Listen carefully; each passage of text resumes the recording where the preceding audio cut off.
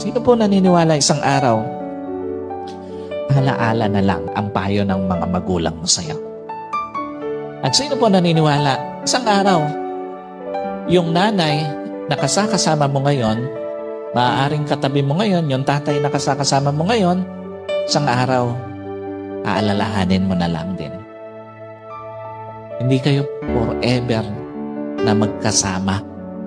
Kaya nga, lahat ng magulang hanggat kasama pa yung anak, gagawin ng lahat. Ipapayo lahat ng mabuti, paaalalahanan ng anak kasi alam niya, isang araw, iiwan niya yung kanyang mga anak. Isang araw, hindi lang payo ng mga magulang mo ang magiging alaala.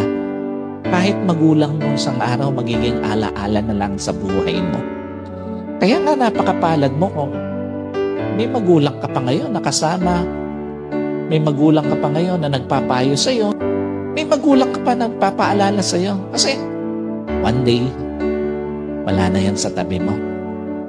Yung mga payo niya, alaala na lang din sa buhay mo.